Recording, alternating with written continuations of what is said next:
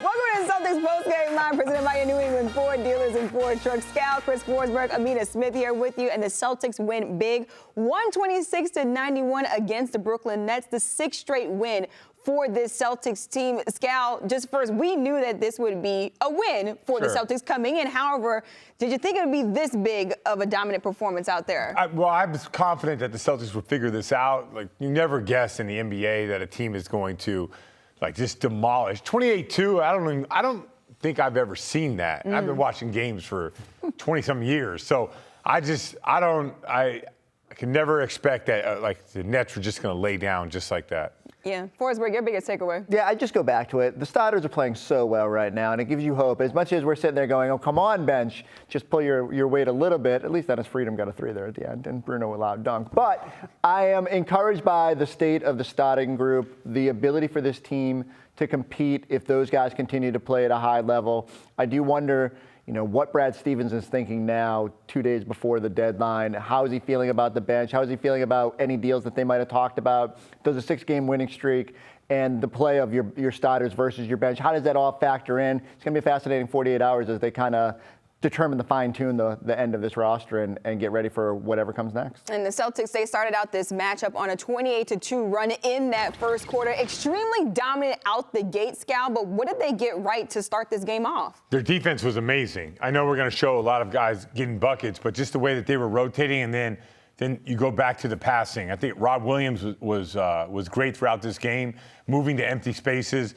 This group just looks completely locked in. They make a lot of singles that all add up into a 28-2 lead.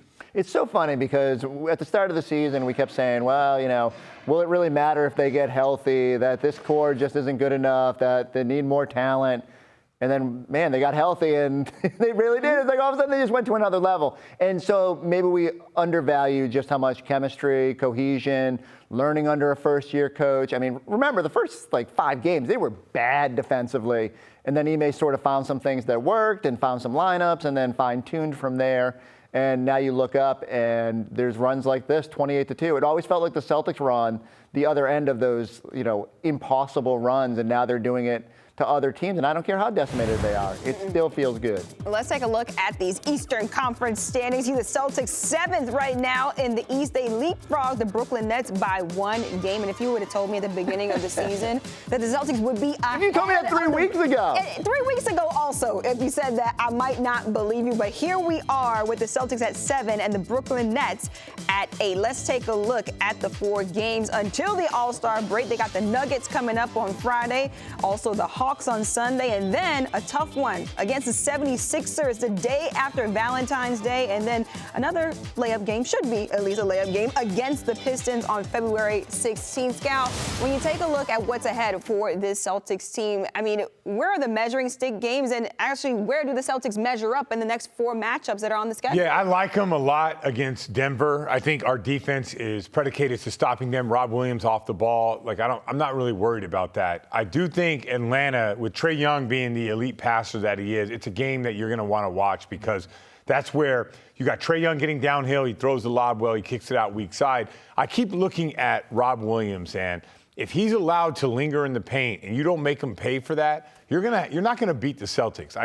That's not going to happen if Rob is at the basket and you're challenging them. So I think against Denver, they'll play him off the ball. Against Atlanta, it'll be a challenge. And then the big question is always, no pick and roll with Philly. It's all about Embiid's dominance. He might post you up at the elbow, down on the block.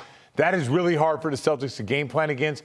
Al Horford will have to be the guy that can control that. If Al can do that over the game, because they're not going to want to put Robert Williams on Joel Embiid. So when you look at this matchup, I think they'll beat Detroit.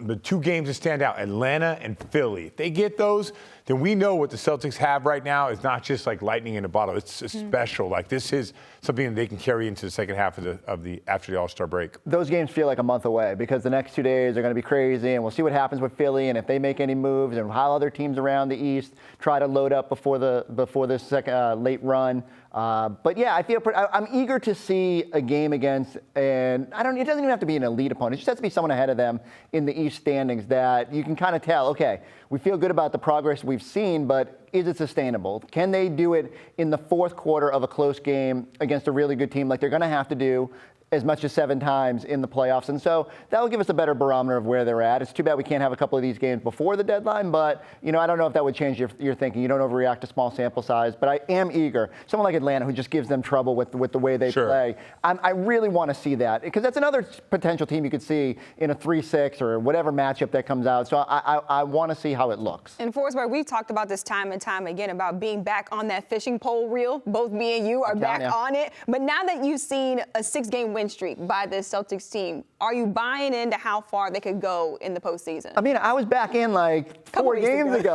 All they had to do was win 2, and I was like, here we go. So when you say here we go, what do you mean? So I mean, I'm still on the fence. You're still on the fence. Well, wait. Hold on here. Do I think they're going to make the playoffs? Yeah. Right. Do I think if they get to play-in game, will they make it? Yeah, I actually do. Okay.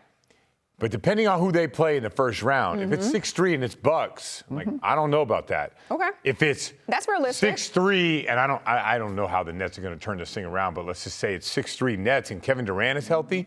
Like, I don't know about that. But I'm confident. You give me Chicago, Cleveland, even Philly.